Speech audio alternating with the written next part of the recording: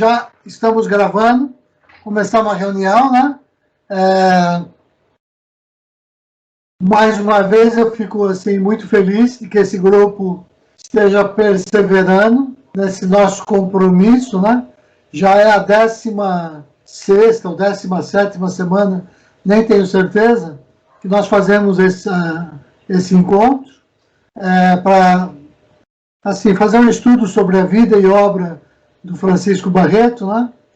E como já desde o início nós resolvemos, lá nas primeiras reuniões, né, quando nós acertamos, aliás, não sei se foi nas primeiras, mas a partir de alguma reunião que a gente começaria com a Gita de 7 versos. Acho que até foi a Cristina que mencionou que a gente devia, no grupo, começar com isso, né? Que lá no início eu tinha mencionado que para Francisco parecia assim que isso era o que traduzia a essência dele e o que a gente quer dele nesse grupo. Então eu começo convidando todo mundo, vou deixar só a parte em sânscrito, depois eu explico o porquê que a gente está fazendo um pouquinho menor, tá? Então,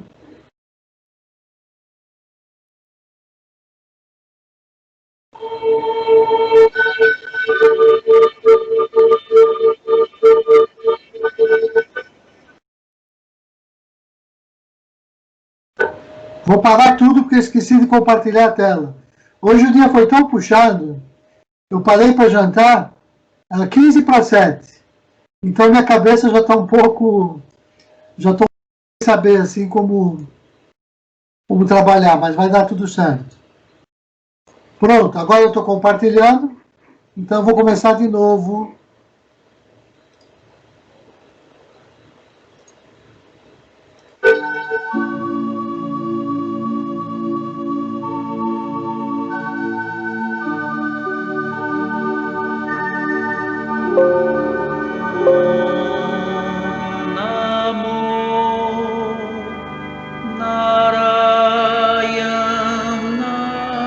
Deixa.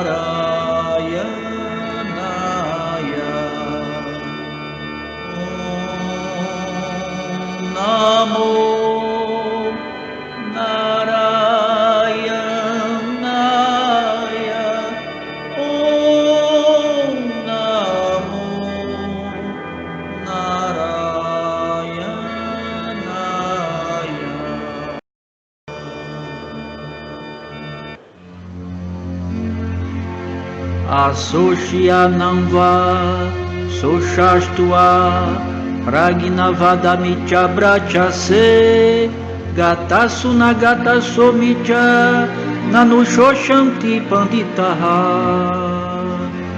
Utastua Tachilamidam vashime samupastitam Anariustam aswagyam Agirtitaram arjuna Galibya masmagamaha Varta naitayu papadiate Kishudram hidram yurbalyam Tyaktotishita parantapa Saruam guhyatimam Uvaha srine paramam vacha Ishitoze midritamiti Tato vakshyami tehitam Swaram sarvam bhutanam hidriche Arjuna distitati Brahmaye sarvam bhutani Yantra hudani mayaya Tame vacharanam gacha Sarva bhavena bharata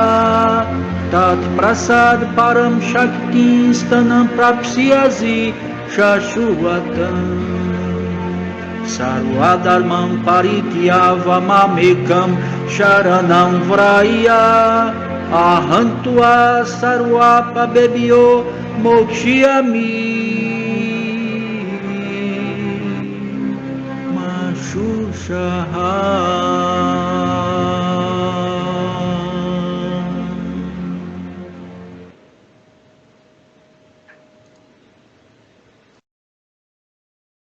Pronto. Na verdade, você vê que coisa interessante, né? Antes da Gita de 7 versos, acabou tendo a Gita inteira. Porque esse mantra, o mantra Om Namo Narayanaya, é um mantra que representa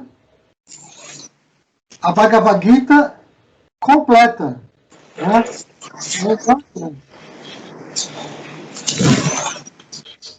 É um mantra que fala da rendição de Arjuna a Krishna. Né? Então, eu achei interessante que, sem querer, eu não programei isso assim, foi sem querer, né? Mas achei que nem tinha como mexer, porque essa é a grande síntese e a grande contribuição do Shuddha Dharma é explicar esse mantra a partir da Bhagavad Gita e vice-versa. E a partir daí a ciência da meditação. Então isso tem um pouco a ver com tudo que nós estamos tratando, inclusive com o encontro de hoje, que dá sequência, né, ao tema que nós vimos discutindo a semana passada. Então, para hoje, para que a gente tenha assim, um pouquinho mais de tempo, eu vou colocar um videozinho mais curto, mas que de alguma maneira se relaciona com o assunto que nós discutimos na semana passada, e isso vai possibilitar que a gente inicie um diálogo a partir daí. Então, antes de começar assim a gente a conversar, eu queria já colocar esse vídeo. São só 14 minutos. Então, uma coisa mais leve. Hoje vai dar tempo para a gente conversar um pouco, até para retomar esses outros encontros, onde nós tivemos menos oportunidade de dialogar, né? Então, de novo, eu vou compartilhar a tela. E só me fazem um sinal se estão ouvindo, se está tudo certo. Bom, primeiro, acho que eu estou compartilhando, né? Então, vamos ver se vocês estão me ouvindo bem. A correria tem sido grande, mas enquanto eu estiver vivo, essa eu tenho certeza que é uma grande contribuição que eu dou ao mundo, que é de manter essa instituição nesse estado assim, precário de saúde que eu me encontro, mas de uma maneira sem me filiar a essa onda de corrupção que assola o nosso país e que eu não vejo outra solução a não ser a gente se voltando para uma vida profundamente reta, para que nós, assim funcionando, possamos fazer o coração irradiar essa energia do coração, porque essa sim, do mesmo jeito que Gandhi, que Mandela, que Gorbachev, que outros grandes nomes da humanidade mudaram situações tão complicadas como essa que nós estamos, então eu acredito que essa é a única solução. Que materialmente, apesar de eu ter dedicado a vida a pensar, a me interessar pelo mundo e mais precisamente pelo nosso país, eu não vejo como materialmente poder se solucionar isso. O Brasil está totalmente carcomido por um câncer maligno que toma conta do corpo todo. E hoje eu não vejo como solucionar, e é por isso que eu quero me dedicar totalmente ao coração, porque eu sei que aí está a única esperança. Porque eu comprovo na prática o que eu já vi grandes homens fazerem em certas comunidades, né, do mundo, e eu vejo, eu acho que tem uma pessoalidade adquirida durante esse tempo para dizer isso, que eu consigo identificar que minha vida, essa vidinha ainda pouco profunda, mudou o nosso estado. Mas eu vejo isso com uma claridade, porque é muito difícil de se ver isso. Mas eu vejo nos últimos tempos pessoas de muitos lugares do nosso estado me procurarem e de me mostrarem certas coisas na qual eu fui o responsável por aquela mudança. E essa mudança que as pessoas, as mais diversas, e a grande maioria delas desconhecidas, elas me procuram para falar desse tema estranho. E pessoas que não têm conhecimento das potências do coração, e elas não falam de maneira nenhuma que tenha sido, que a causa tenha sido o coração, mas acham que fui eu, a personalidade, que conseguiu provocar essas mudanças. Na verdade, eu sei que falam isso, mas em verdade é porque desconhecem o princípio que me anima e anima a todos os criadores humanos. E apenas eu acho que me dediquei, me esforcei, apesar de maneira claudicante, mas eu acho que me esforcei na medida da minha capacidade, e isso provocou no nosso estado, e principalmente em Aracaju, grandes mudanças, sabe? eu vejo que tudo que é de movimento espiritual na nossa cidade tem essa origem lá para trás, sabe?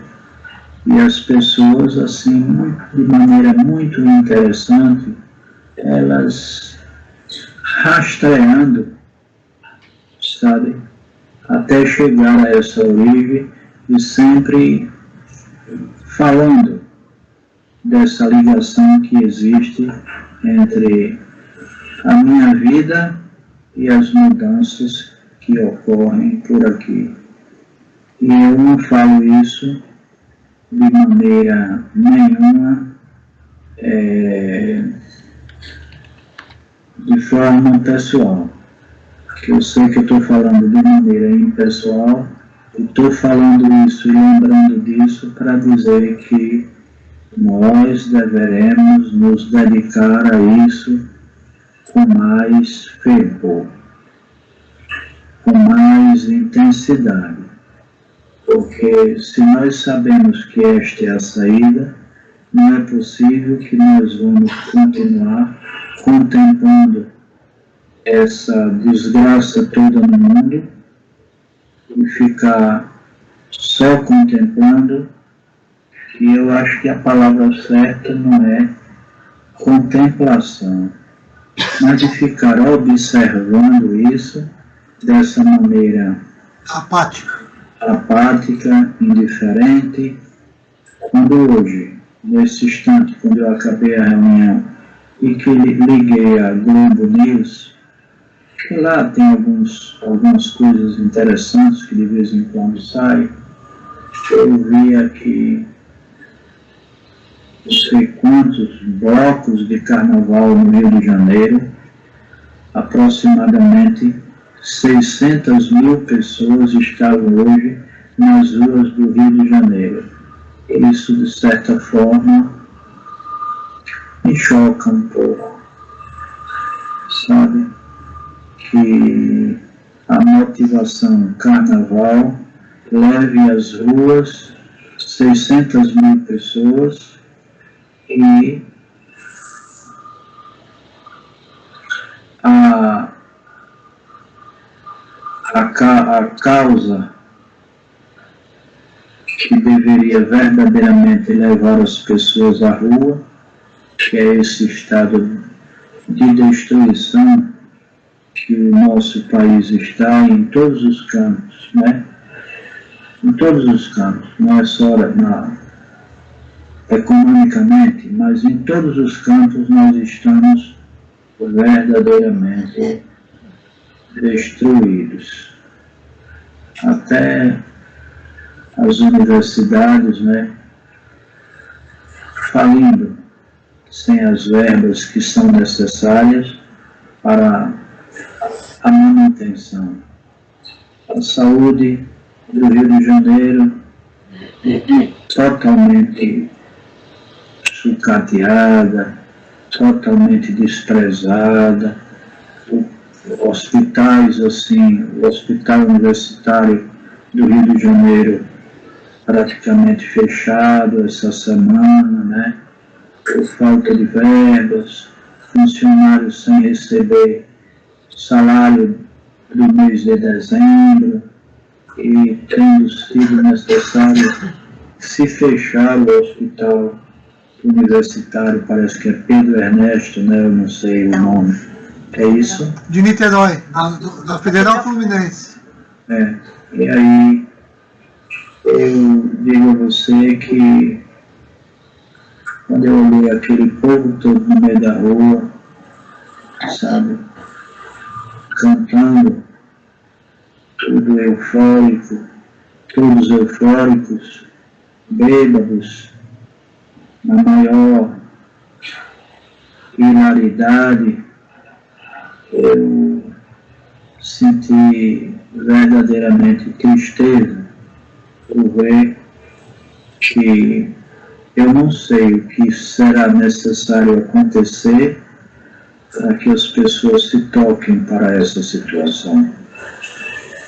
Uma coisa impressionante que eu fico assim preocupado e perguntando a mim mesmo, será que será preciso se destruir essa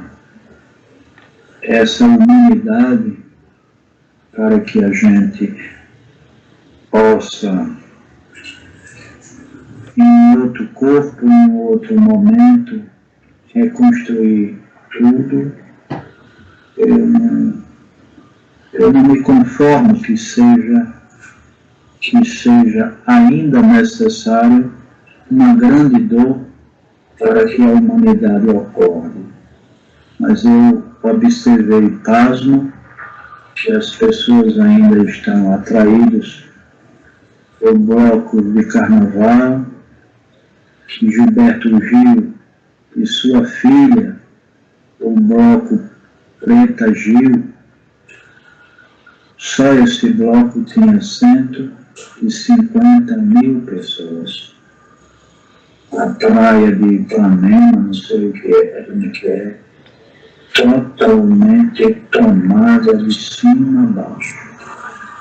Eu acho isso uma coisa que eu não me conformo. Eu não me conformo quando vejo Lula acossado de todos os lados, chegar na televisão e dizer que ele é o homem mais honesto que ele já conheceu e que desafia a pessoa que tem exemplo para dar de alguém mais honesto do que ele. Até isso eu acho uma coisa chocante. Eu estou vendo que aquela famosa frase do Rui Barbosa está perfeitamente aplicada ao momento que nós estamos vivendo. Você, por favor, com Cássio, acesse a internet e procure um depoimento dado pela ministra Carmen Lúcia, porque ela produziu uma frase, sabe, uma coisa extremamente séria, e que eu acho que vocês deveriam ler isso e divulgar.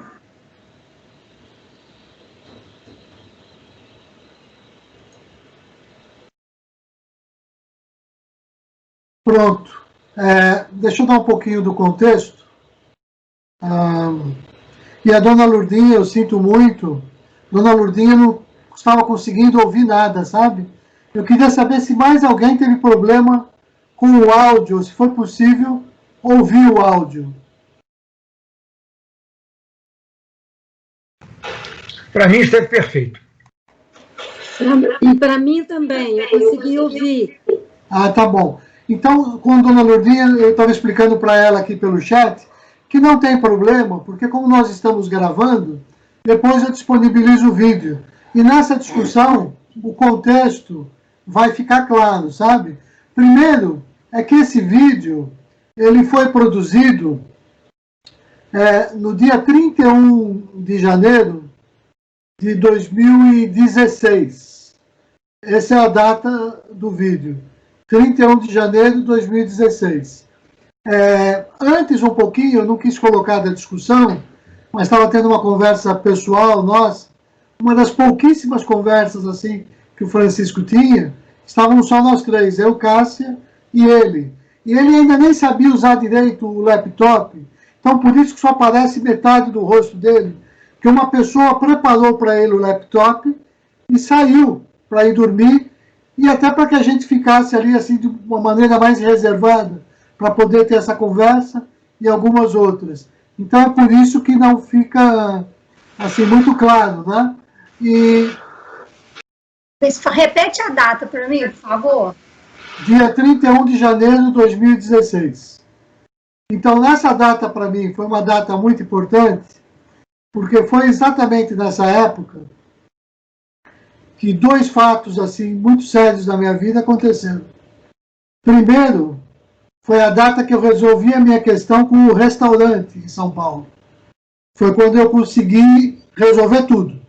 Ou seja, vender o edifício e acertar todas as contas, acertar com todos os funcionários, acertar com o sócio. Então foi nessa data que eu tinha resolvido tudo. E também foi nessa data que eu tive a resposta do médico que eu provavelmente estava com câncer na língua e teria que fazer uma biópsia para confirmar. Então eu tive ao mesmo tempo uma notícia boa e uma ruim. E eu até acho que as duas estão bastante ligadas. Mas isso é uma outra conversa. Então foi nessa data. E no vídeo, como é que isso conversa com o nosso encontro anterior? Depois eu vou abrir para o debate, né?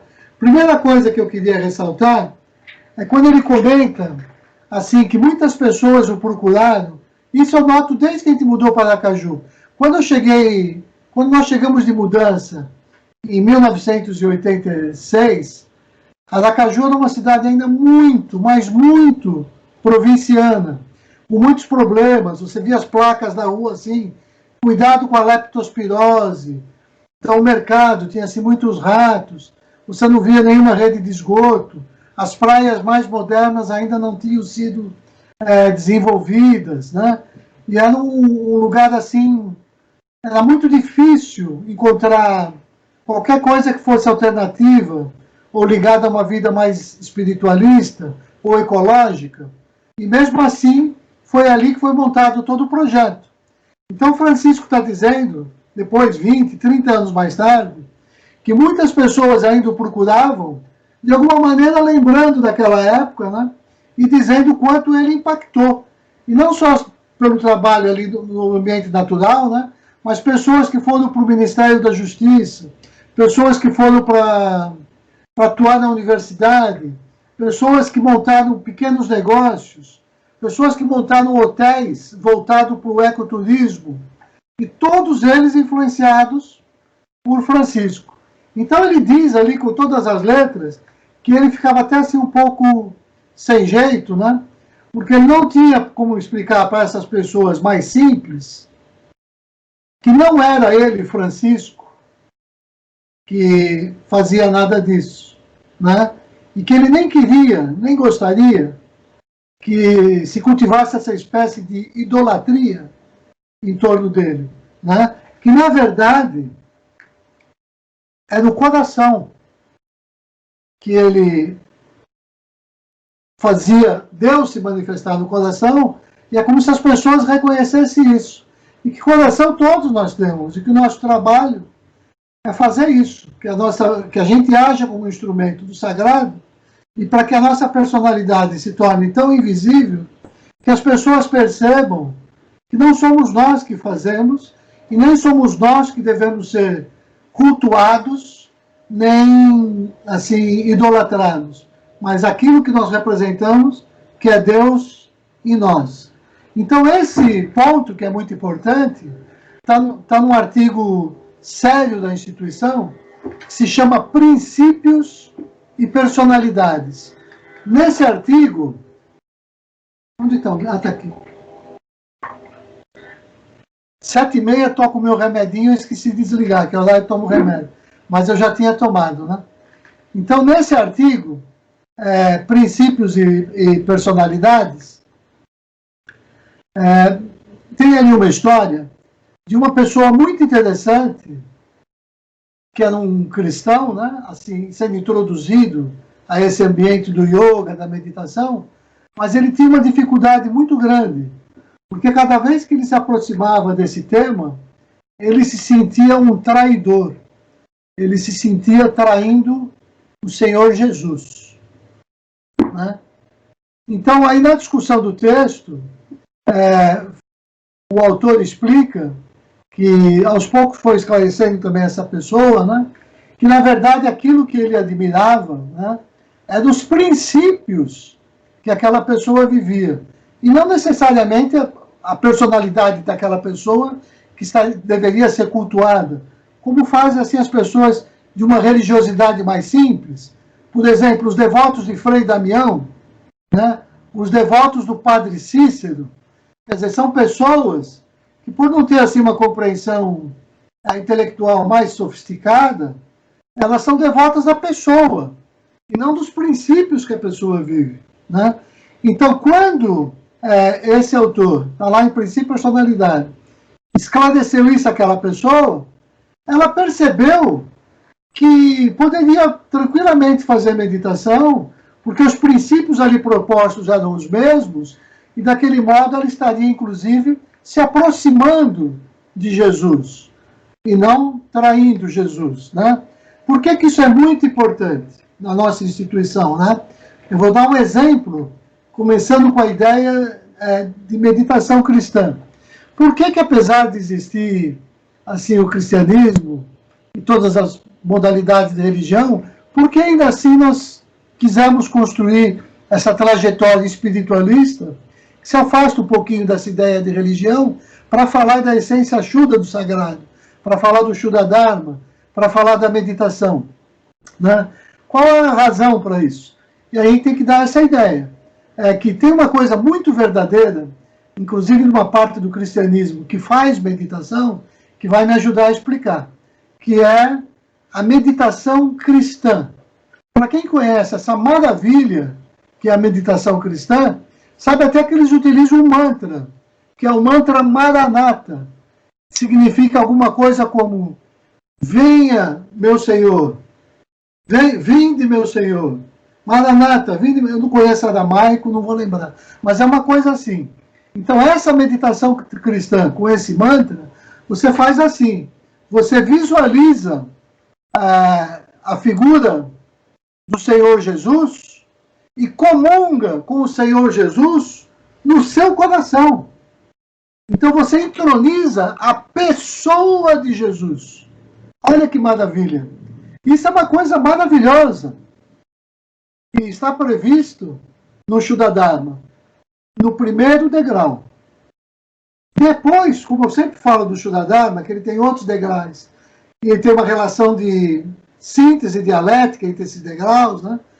Quem não entende, ficou nesse primeiro degrau, não é capaz de perceber o movimento do segundo degrau. Qual é o movimento do segundo degrau, né? Para ficar claro isso, a gente tem que explicar que a gente fala de dois tipos de meditação. A gente chama de Saguna Dhyana e Nirguna Dhyana. Saguna Dhyana é isso. Eu imagino a divindade, a pessoa divina fora de mim, e faço isso como modelo que eu trago para dentro do meu coração. Isso a gente chama de Saguna Dhyana. E isso é o que a maioria das religiões, inclusive monoteístas, já vivem. Agora, qual o diferencial da espiritualidade da Bhagavad Gita e do Shuddha Dharma? O diferencial vem no segundo passo, que é a Nirguna Dhyana. O que é que significa Nirguna Dhyana? Significa que eu não trago a pessoa de Jesus para o meu coração. Eu trago para o meu coração para que ele se identifique com o próprio sagrado coração de Jesus. Não a pessoa, mas aquele Atma que brilha, que eu reconheço e que eu quero brilhar em mim. Então, esse passo é de Nirguna Dhyana. Então, de novo, qual é a diferença? Em geral, as religiões têm uma divindade. Por exemplo, para os cristãos, eles vão ser fiéis seguidores de Jesus até a morte e jamais vão cortar esse cordão umbilical. Porque são seguidores. É da natureza do seguidor agir assim. Do mesmo modo, com o Senhor Buda, você vai ter os discípulos do Senhor Buda. Agora, quando você põe o discípulo do Senhor Buda frente ao discípulo de Jesus, embora eles nutram o mesmo coração, como eles são de alguma maneira personalistas, eles não conseguem dialogar. Então você tem uma literatura budista, você tem uma literatura cristã. Agora, a literatura do Shuddha Dharma, vamos pegar a Bhagavad Gita, que é o texto que nós estudamos no nosso grupo, por exemplo, né?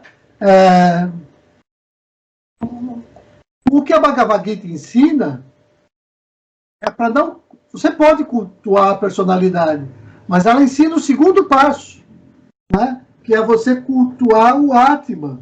Não precisa cultuar uma pessoa, você cultua o Atma. Isso é a Nirguna Dhyana, isso que ensina a Gita, né? Ou seja, quando a gente pensa no Shuddha Dharma, a gente diz que tem um estágio da religiosidade mais ingênua, que é essa de quem está no campo da Saguna Dhyana, agora ingênua entre aspas, porque se eu trago Krishna ou Cristo para o meu coração de fato, meu Deus, isso é uma realização gigantesca, né? Agora, ainda assim, a gente propõe uma outra, que é não pensar na pessoa.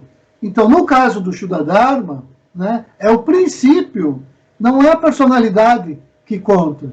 E é por isso, né, que não tem que ser, não é seguir Krishna, não é seguir Jesus, não é seguir ninguém. Todos eles são modelos.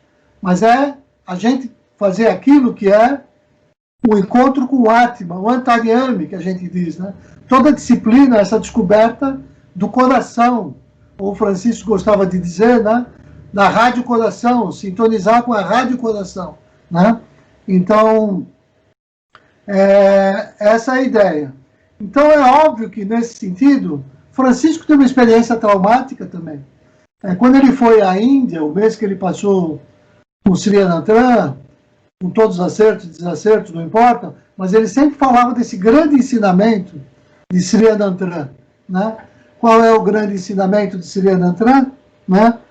Que ele fez o Francisco se virar. Ele queria que Francisco se emancipasse.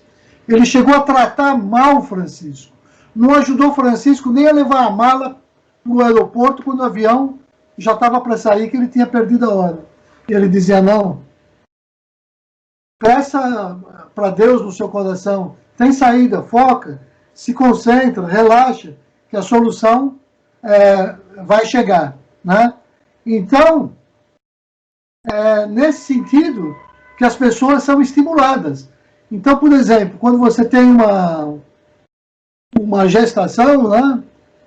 Não importa se, por mais que o bebê esperneie ou não, né? Quando você vem à luz, o que caracteriza a tua vinda à luz, o que caracteriza que você despertou, que você deixou o aconchego e a proteção materna, né? É você cortar esse cordão de carne com a pessoa, né? Para, a partir daí, começar a construir e desenvolver a tua conexão com o cordão de ouro do coração, e não o cordão umbilical. Então, isso tem a ver com a nossa reunião passada. O que mais que eu podia falar aqui? Eu acho que da minha parte é isso que eu queria dizer. Eu sei que o assunto, assim, para a dona Lourdinha, por exemplo, que não conseguiu assistir o vídeo, né? Eu não sei se fica um pouco estranha a conversa. Mas como agora a gente vai abrir para conversar um pouquinho sobre esse assunto, então, pronto, a gente pode conversar o que quiser, trazer as dúvidas e tudo mais. E quem quiser começar, eu, por exemplo, queria sugerir para a Cristina, por exemplo, que tomasse a palavra e falasse um pouquinho. Ok. Boa noite. Estão me ouvindo bem? Chega pertinho do microfone para poder ouvir bem, porque a Maria reclamou, eu também senti um pouco falho. Ok, vou chegar mais próximo. Então, Rubens, nossa, eu achei perfeita essa comparação sua do corte do cordão umbilical, né? Representa mesmo o nascimento, porque a mãe, quando a criança, quando ela dá a luz e corta-se o cordão, é um corte, mas que a mãe nunca vai deixar aquele filho, deixar de amar, né? Muito pelo contrário, cada dia que passa ela o ama mais, e através, já é um amor de coração, né? O amor de mãe para filho não tem comparação, né? A não ser um amor assim de um mestre, né? Igual o Francisco. O Francisco, eu tomo muito cuidado, porque o pessoal aqui em casa já está até brincando comigo. Nossa, toda hora você fala do Francisco, toda hora, para eu não ter um fanatismo. Mas a cada dia que passa, é mais uma admiração pelos princípios dele, porque, veja bem, olha como que ele é enganjado, preocupado com a saúde, com o caos na saúde do Rio de Janeiro, etc., com a questão do carnaval, né? Quer dizer, quantas almas, né, entre aspas, mais de 600 mil pessoas no carnaval do Rio de Janeiro, quer dizer, ele está lá em Aracaju, né, e preocupado com, quer dizer, quantas vezes vamos ter que reencarnar para poder viver uma vida, né, não é puritana, né, mas é uma vida mais voltada mesmo para as questões do coração, né. Então, aí o Rubens pediu, mudando de assunto, ele me pediu, deixou assim nas entrelinhas, Cristina, se você quiser mostrar o nosso 15º encontro com o pessoal de Aracaju, seria bom, porque ali estava o último pedido do Francisco e tudo, né, a Sexta Sinfonia de Beethoven, e aí nós passamos para a Cleide passou, falou que todos os Guimarães iam ouvir, e eles acataram, gostaram muito, né, pela gravação da reunião dos emissários, só que ficou, acho que muito batendo na tecla, a questão do cordão umbilical, que não é cortar. Aí a Cássia explicou muito bem lá, que não foi isso que a gente quis dizer, né, que o Francisco vai estar sempre em nossos corações, porque ele fez a diferença nas nossas vidas, né. Eu conheci ele muito pouco tempo, encontrei com ele pessoalmente só 2 vezes, mas pela Skype ele sempre me chamava, e eu sempre discutia com ele essas questões da espiritualidade, então eu sempre vi que ele era uma pessoa especial, mas sempre tomando cuidado, a questão da personalidade, né. A gente se espelha nele, porque ele tinha todo, ele poderia seguir o caminho que os irmãos seguiram, não estou sendo contra, né, porque tem irmão que é médico e tudo, ele também poderia ter terminado a faculdade dele, se dedicado a uma vida acadêmica, nada contra, mas ele quis ir em busca, né, dessa coisa profunda, né, da espiritualidade, do coração e tudo. Então, eu sou até coisa para falar dele, sou até suspeita, porque existe a Cristina antes e a Cristina depois de conhecer o Francisco, porque, e assim, mesmo tendo sido pouco tempo, eu agradeço muito, muito a Deus mesmo por ter conhecido ele. Foi um período crítico da minha vida, né, e eu acho assim que Deus vai encaminhando tudo, né, você vai passar por isso, só depois que você vai conhecer uma pessoa que vai te apontar o caminho, né. Agora, se eu vou conseguir seguir, não sei. A gente está aí tentando, né?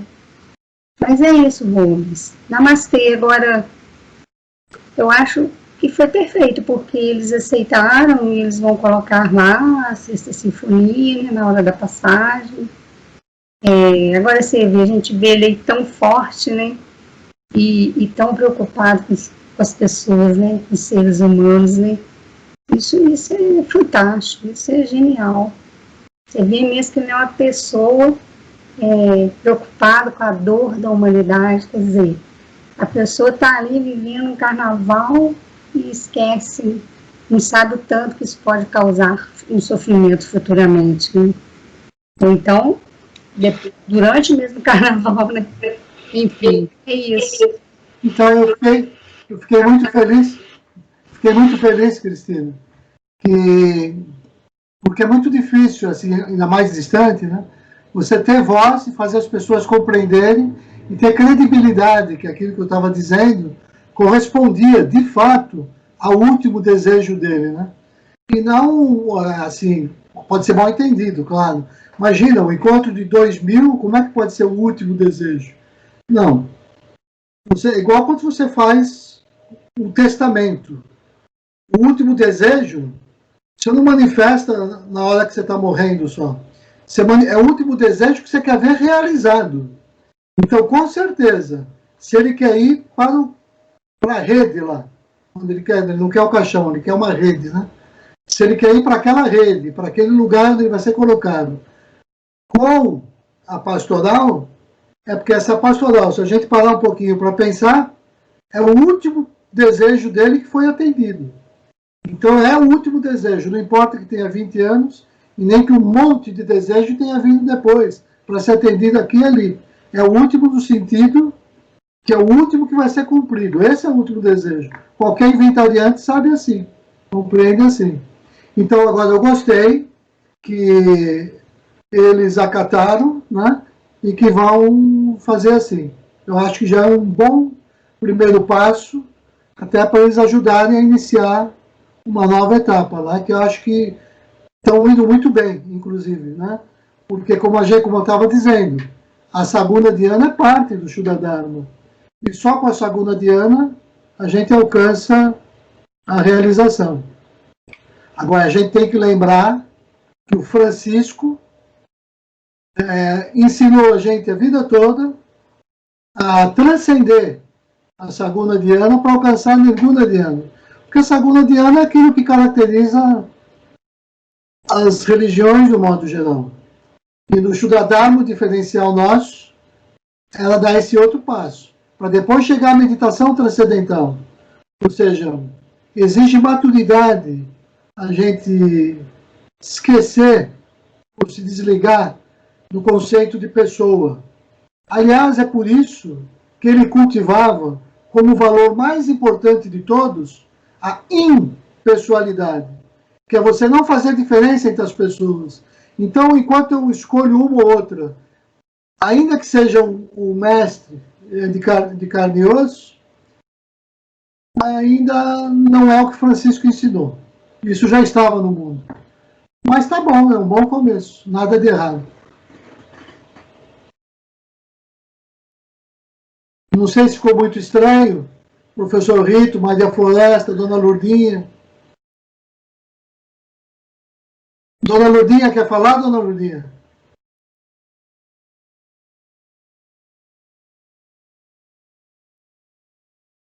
Não está abrindo o microfone.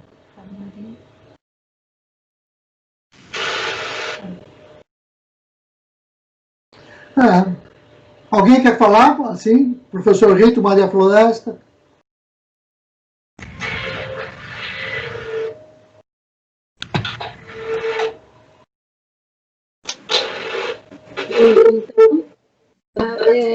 Eu queria falar, Rubens, que eu tive a oportunidade de conhecer o Francisco, a fazenda.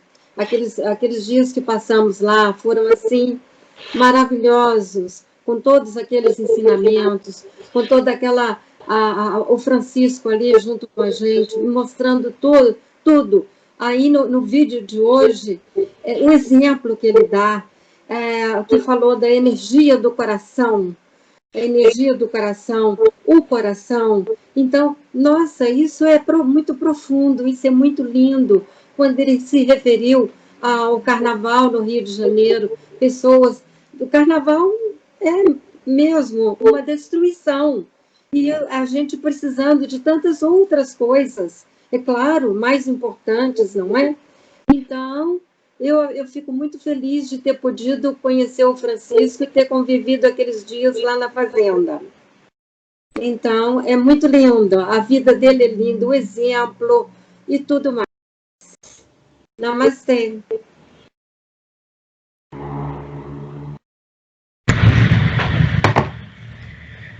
Bem, eu ouvindo o Francisco nesse vídeo que você passou hoje,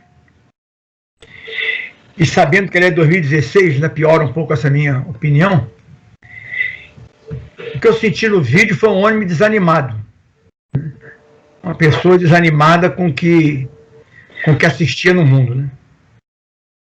Eu fico imaginando qual seria a opinião dele hoje, no mundo, né? Que está convivendo com coisas que a gente não imaginava que ia viver. Na minha geração não imaginava que o mundo fosse assistir a um espetáculo degradante que está assistindo aí com várias fontes. E no fundo é uma crise de valores. A gente está vivendo uma crise de valores. Mas a gente está vendo que não é aqui ou ali, né? Os Estados Unidos estão dando uma demonstração para a gente de que esta crise é mundial e muito mais profunda do que a gente imaginava, né? Porque já estava aí. A gente aqui um dia fica aqui olhando para o umbigo. Eu acho que alguém vai ter que fechar o microfone, pelo menos para mim aqui está um ruído danado. A gente não imaginava que fosse de tal ordem, né, a ponto de se depender legalmente absurdos, né? Então, nas palavras de Francisco, assim, um desânimo, e acho que o problema é de valores, de princípios, é isso que a gente está vivendo em todas as suas manifestações e cada vez mais profundamente. O Francisco fala de uma frase, de um pensamento do Rui Barbosa. Eu tentei escrever ele aqui, mas eu não me lembro dele. Mas eu sei que é mais ou menos assim, né? Cansado de ver prevalecer a imoralidade, a corrupção, e etc, etc, etc, um homem centrado na honestidade se abate e se sente marginalizado e, eventualmente, com vergonha, né? Com vergonha de sua honestidade e segmento de valores e princípios, ele ser confundido com um idiota, né? Com um idiota, né? Em que mundo você está? O mundo não é esse, o mundo é este outro aqui, né? Então, e essa história do prevalecer, né, é o que está aí, né? De alguma forma estamos assistindo isso, e o Francisco, em 2016, denunciava isso já com ar desanimado, né? E pedindo para alguém se lembrar dessa frase, que é uma frase desanimada, é uma frase que tenta resgatar o homem de bem que se sente completamente marginalizado, né? E com vergonha de aparecer na rua com cara de idiota, né? Onde que a gente se coloca, né? Onde que a gente se coloca nisso? Esse negócio tem me atormentado, né? Porque tem sido fácil para mim seguir essas coisas, né? Eu medito 2 vezes por dia, meu dia é regulado aí quando o povo, eu acordo 4 horas da manhã e durmo às 10, quer dizer, então medito 2 vezes por dia, intensamente, estou ligado nisso, né, nessa coisa dos princípios, dos valores, né? Mas cada vez mais eu sou um ermitão, né, um cara recolhido, Se eu sair na rua e contar a minha vida, vão dizer que eu preciso ir ao médico, né? Estou precisando ir ao médico para ver se cura, né, dessa solidão autoimposta, né? Agora, eu vou dizer para vocês o que me incomoda nisso em mim. Quer dizer, o que eu estou fazendo, que de alguma forma me satisfaz, é muito individual, né? Eu tenho um sentido de oração, eu, como disse aqui, medito com muita intensidade, e há muito tempo, há décadas que a minha vida é assim. E essa coisa de se ligar com o sagrado, e como eu acho que eu já não sou tão fixado em Jesus ou no Buda, eu sou fixado nos seus princípios, mas, novamente, individual, uma coisa individual. Parece que eu estou querendo resolver o meu problema, né? Parece que eu estou resolvido, esses corruptos que se danem para lá, porque eu sou um cara santificado, iluminado. Isso é uma calhordice também, né? Isso também faz parte de uma calhordice, né? Me sentir apartado, né? Quer dizer, hoje eu só estou querendo confessar essa agonia, né? Hoje fico um pouco a dúvida de não saber como é que eu saio disso e trago pessoas para isso. Me dizer que as pessoas não querem vir para esse caminho é desnecessário, porque se nós estávamos aqui preocupados com o nosso espaço tupiniquim, os Estados Unidos estão dando, e nesses 60 dias que se seguirão, nós vamos assistir um espetáculo de Dante, né? Uma coisa dantesca, com a realidade e a irrealidade se misturarem de uma forma muito intensa, né? na postura do Trump, né? Já se diz assim, nos Estados Unidos com alguma tranquilidade, que o Biden é um ótimo genro, né? É um ótimo genro, mas que para defender os Estados Unidos, a América precisa de um Trump. eu vou te dizer que eu poucas vezes me senti tão mal com uma frase tão pequena. Porque se é de um Trump, de um macho alfa, que nós estamos precisando para resolver o mundo, estamos perdidos. Estamos perdidos. E aí a imoralidade cabe. A imoralidade cabe. A imoralidade cabe no herói, desde que ele vença. Desde que ele vença. E aí, o Rubens, como você falou de princípios de Jesus, não se trata mais de se estamos falando de Jesus ou de princípios. Isso tudo virou uma coisa pequena. Virou uma coisa pequena. Né? E quando vejo Francisco desanimado, eu não sei se eu fico justificando o meu desânimo, entendeu? Eu fico achando que é para ficar desanimado mesmo. Né? Pelo menos até que uma solução mais coletiva me ocorra. Né? Porque senão eu vou ficar aqui no meu casulo, né? Tão preparado, eu tenho aqui em casa um espaço santificado, a gente chama de recanto espiritual, um lugarzinho fechado, e vou achar que está tudo bem. Para mim tá, até aqui para mim está tudo bem. Mas como você falou na última reunião, eu caí do 10º andar, estou passando pelo 2º. Só falta um, né? Só falta um. Mas eu também sei que não vou me salvar sozinho. Sozinho não me salvo. Bom, eu estou falando mais de uma dúvida do que de uma proposta. Né? Mas senti Francisco assim, desanimado com a cena. 2016, nesses 4 anos só piorou. É isso. Falta sua Cássia e Dona Lourdinha. Dona Lourdinha, Cássia quer falar? Fala. Fala uma coisinha só. Já faz quase 5 anos já, né, Rita? Foi janeiro de 2016, já vai para... 5 anos. 5. Mas às vezes, assim, uma coisa que, como a gente conhecia um pouco mais Francisco, esse desânimo que às vezes ele passa, ele não deixa interferir em toda a ação que ele precisa realizar, sabe? Lá na fazenda, ele virava, de repente, assim, uma pessoa com uma energia tão grande, mas ele tinha esses momentos, tanto que muitas vezes ele preferia ficar sozinho, se recolher, acho que até para recarregar as baterias, né, como a gente pode falar de uma forma mais simples. E isso que você está falando, às vezes a gente acha que não está manifestando nada que possa ajudar a comunidade, mas eu também, quando eu levanto super cedo também, aí vou para o meu cantinho e fico pensando como que eu vou atuar no mundo, mas às vezes, mesmo atuando em silêncio, mas de uma forma correta, a gente está de alguma forma emitindo uma energia que acaba influenciando algumas pessoas. Você dá aula, né, Rita? Você, como professor, eu acho que, eu sempre falo, o professor não é só aquele que tem o conhecimento técnico, mas a postura dele é importante para o aluno.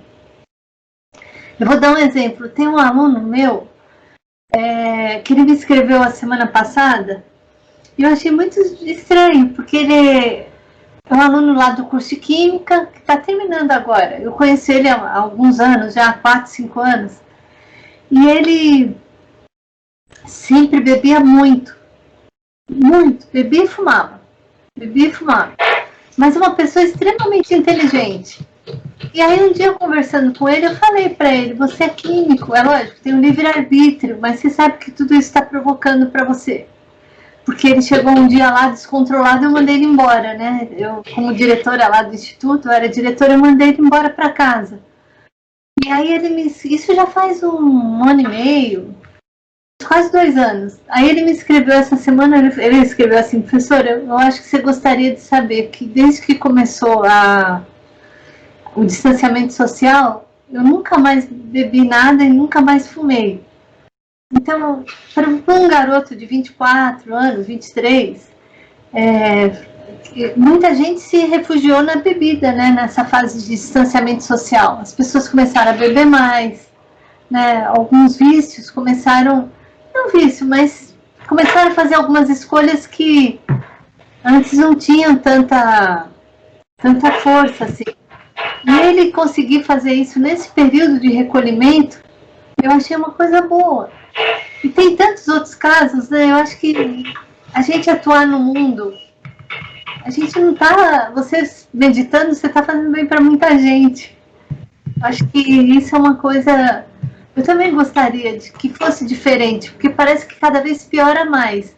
Mas ao mesmo tempo eu percebo que as coisas estão mais assim, escancaradas, que é para a gente corrigir mesmo, né? Nosso país mesmo, né? A insensibilidade com o número de mortos, com as pessoas que estão trabalhando no combate à Covid, os governantes que não se manifestam, quando se manifestam só para agredir as pessoas, pelo menos as pessoas sérias. Então, eu acho que não podemos desanimar, Rita. Eu não desanimo, não. Até porque eu já tive pior. Eu já vivi coisas piores. E esse exemplo que você dá de aluno, dá para eu escrever um livro grosso nesses 40 anos, de alunos até que estão fora do país, que a tecnologia favoreceu muito essa saída, né, para o boom californiano. E eu queria te dizer que isso não só me dá um prazer enorme, me dá uma vaidade em alguns momentos, eu espero que positivo, essa relação com os meus alunos no passado, e isso me anima a manter com eles esse tipo de né? Eu tô muito triste com esse negócio da aula para retrato, né?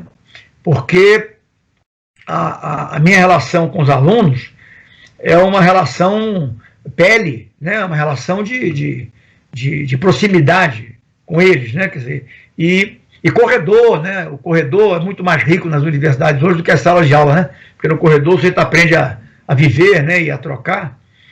Mas a sensação, Cássia, é que os espiritualistas, ou as pessoas que podem se dizer assim, espiritualistas, precisam fazer alguma coisa.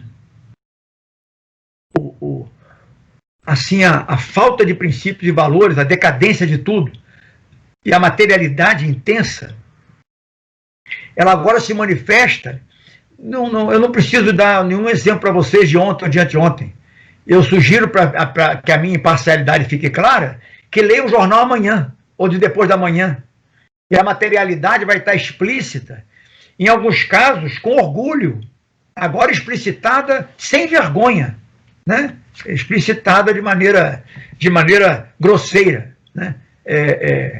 Eu não quero citar nomes, mas tem um senador antigo aí, que fala pouco, mas que manda nesse país há muito tempo, do famoso Centrão, que disse: eu não preciso me preocupar com esses governos que não gostam do Centrão, porque antes do meio, eles acabarão conversando conosco.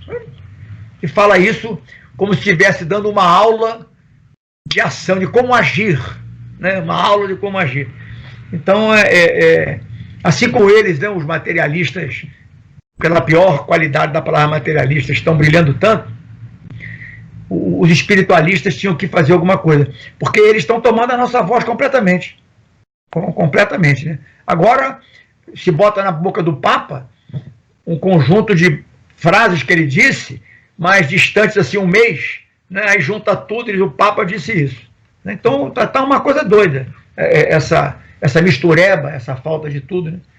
A gente tinha que fazer alguma coisa. Estou pensando nisso. Também tenho grupos espiritualistas do qual eu participo, mas tá muito incrível tudo. Tá muito incrível para mim essa misturada, né? E essa explicitude, né? Tá explícita, né? Só falta dizer o seguinte: eu quero que vocês saibam, para tomar cuidado comigo, que eu sou um calhorda, então tome cuidado comigo. E a gente vai passar a tomar cuidado com ele, né? Porque ele tem respaldo aí de um grupo grande. Mas não desanimo não, Cássio. Eu só quis me identificar um pouco com aquele desânimo, ainda que recolhido, né? Estava ali com pouca gente e tal. Mas eu gostei de ver, porque de vez em quando eu me sinto... Mas eu recupero rápido. Mas às vezes a gente desanima, Rita. Às vezes eu choro, sabe? Mas eu choro em silêncio, depois eu me reanimo e continuo a caminhada. Não deixa ninguém ver, né, cara? Não deixa ninguém. Dona Lourdinha quer falar alguma coisa, dona Lourdinha? O microfone da senhora está fechado.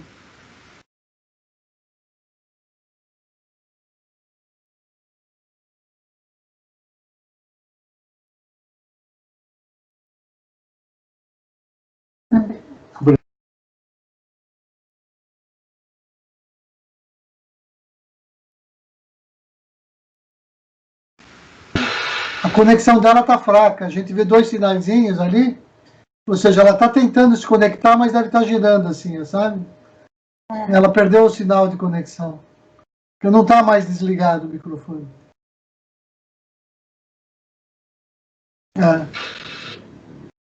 Então, eu acho que eu concordo com tudo que foi dito, né?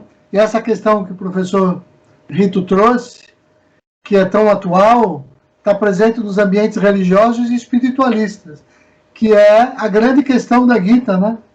Qual a melhor forma de agir, como eu devo agir, qual o melhor curso de ação que se tomar, né? O que é, de fato, entrar no campo de batalha. Mesmo entre os budistas, essa discussão é muito cara. Eles dividem entre o que eles chamam, de uns que acreditam no budismo engajado, e outro um budismo que parece que é mais egoísta, né? Então, o budismo engajado parece que existe um ativismo social muito intenso, e o outro é chamado de egoísta, e em troca, eles dizem que o outro é ingênuo, porque as coisas desse mundo, de sansara, né? Então fica nessa discussão. Para nós, eu acho que é claro que o grande exemplo é o exemplo da Bhagavad Gita, é o grande exemplo. A convocação é para a batalha, mas a verdadeira batalha é dentro de nós, é ali que a gente contribui com o mundo. Porque quando eu faço sacrifício, quando eu renuncio a alguma coisa, quando eu dou qualquer passo, naturalmente a minha ação exterior vai gerar essa energia, vai trazer esse conteúdo. Por exemplo, essa nossa preocupação de todo o nosso grupo gerou esse grupo, esse compromisso de estar aqui toda semana, nesse horário. Então, essa é uma energia importante que não é por egoísmo. A gente não faz isso, eu não faço isso pensando em mim só. Às vezes eu não faço isso nem pensando no bem dos outros do grupo. A gente faz porque a gente está querendo refletir para que essas ideias contaminem as pessoas, para que cada um no seu métier, né, busque a perfeição. Então, nós estamos refletindo, nós estamos fazendo algumas práticas, mas isso vai gerar uma aula, como alguém disse, isso pode gerar uma oficina, isso pode gerar uma atividade política, mas isso não é do nosso controle, ou seja, o Senhor Krishna, que é o grande exemplo, né, ele conseguiu agir pelo não agir, que é o do budismo se diz o Wu Wei, né? Wu Wei. Ou seja, existe um modo de entrar em sintonia com a natureza onde a minha ação é tão invisível que eu não deixo nem pegada, né? Tem aquela frase lá que o Francisco gostava de falar dos condoreiros, agora não me lembro, que é que você tem que ser como aquela ave que passa e não deixa rastro. E, no entanto, a atuação foi perfeita. Aí eu lembro de um exemplo assim, que mostra isso, e algumas pessoas podem achar que... É claro que é só metade do exemplo, porque esse não é um exemplo completo. Mas ele leva nesse sentido, que às vezes a gente pensa que está fazendo pouco, mas não. Eu sempre lembro desse meu colega, muitos anos que eu não vejo, mas que estudou engenharia comigo, e que na época da faculdade tinha uma namorada assim... Ele já era uma pessoa bem de vida, de um padrão muito bom. Mas a namorada dele, que fazia medicina, era de um padrão ainda melhor, e o pai dela, muito exigente, achava que ele não estava à altura dela. E ainda achava que ele era assim meio engomadinho demais, né? meio da torcida igual do São Paulo e do Fluminense. era uma pessoa assim que ele não achava viril o suficiente para a filha dele, que nunca arregaçava as mangas, que não ia para a briga, que não ia para as grandes lutas, né? Que era uma pessoa assim meio assim sem sabor, né? E aí o que acontece é que um dia ele vai visitar a namorada, né? E encontra o pai da menina suando, né? Preocupado, com mais 2 funcionários, né? Esvaziando a piscina da casa no balde, porque tinha quebrado a bomba, ou tinha entupido o ralo, e tinha que esvaziar no balde, não tinha saída para isso. Né? E aí ele deu aquela olhada para o rapaz assim, como é que é? Você aí assim todo engomadinho, né? Um franguinho engomado, você não vai se mexer, vir aqui com os homens, dar conta desse problema prático? Você é só um teórico, né? Você não sabe que é um problema prático, né? Aí que esse meu amigo olhou para a piscina, assim que foi chamado a se juntar a eles, né? Foi lá para o cantinho, assim, pegou uma mangueira, pôs um lado da mangueira na piscina, no outro lado ele chupou assim com a boca, esperou a água sair, viu que tinha um deslize no terreno, pôs a ponta da mangueira ali para baixo e ficou assistindo a piscina se esvaziar sozinha. Então, para aqueles outros que achavam que ele não fazia nada enquanto estava cursando engenharia, acho que tiveram aí uma grande lição para pensar um pouquinho sobre o que é a teoria e o que é a prática de quem conhece as leis da prática e as leis da natureza e sabe andar segundo essas leis. Que aí você anda como esse pássaro que o Francisco dava exemplo, que ele quase não... Ninguém percebe a ação dele como ninguém percebia a ação de Krishna, para fechar na Gita. Porque Krishna não tomou parte na batalha. Ele assumiu a função mais indigna na época da batalha, que era do carroceiro, charreteiro. Naquela época, era humilhante aquilo. E indigno de um guerreiro, de um herói, você fugir do campo de batalha e se esconder atrás de um burrinho, atrás de um cavalinho. Pois foi ali, escondido e sendo criticado por todos, que ele deu uma lição no mundo todo. Por quê? Ele conhecia as leis e se harmonizou com essas leis. E a sua ação era potente. Então, acho que o exercício que o professor faz, o exercício que o nosso grupo faz, é esse. E a nossa função é também transmitir essa energia, né? Que é a energia da harmonia com as leis da natureza, com a ecologia, com o bem, com a verdade, porque daí tudo decorre. Então, acho que com isso eu termino a minha fala por hoje. Não sei se alguém quer dizer uma última palavra e deixo aberto para quem quiser falar.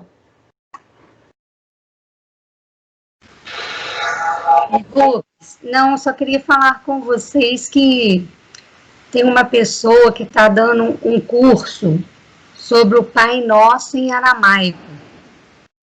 E a Edileia até já fez, sabe? E passou para mim. E tem, assim, os horários. Ela faz em 2 dias alternados. E assim, às vezes dá para alguém fazer. Eu vou colocar lá no grupo. Mas a Edileia falou que é interessantíssimo, sabe? Que ela faz por partes e vai entoando, parece até com mantra, sabe? Que é uma pessoa, assim, muito preparada, sabe? E ela faz o Pai Nosso em aramaico e as bem-aventuranças também em aramaico. Aí eu vou deixar lá no grupo se alguém quiser, né? Se o horário for mais flexível aí para vocês. Mas perfeito, sei que você falou. Adorei a questão da meditação também, da Saguna, Nirguna e a meditação transcendental, a Shuddha. Eu acho tão difícil a Shuddha, acho que eu nunca vou chegar nela. Nem a Nirguna, muito difícil. A Saguna é mais fácil. Mas é isso aí, boa noite, gente. Namastê, gratidão e... Vou deixar a Cássia fazer o encerramento, tá certo? Fazer o Pranava por 3 vezes, né?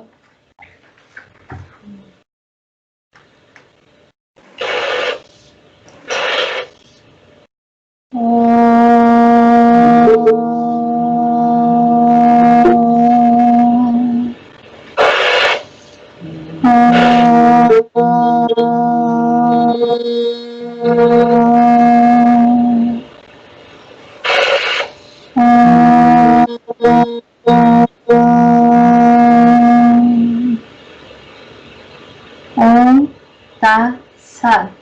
Namastê. Namastê. Namastê. Boa noite a todos. Muito bom. Boa noite. Até a próxima semana. Boa noite a todos. Até a Noite. próxima semana. Boa noite a todos. Até a próxima semana. Tchau, Cristina.